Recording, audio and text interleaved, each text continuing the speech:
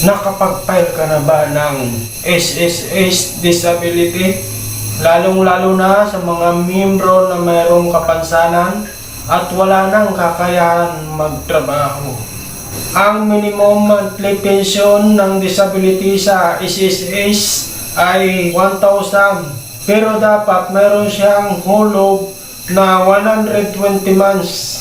Diyan lang kayo at ituturo ko sa inyo kung paano gawin gamit lang ang cellphone.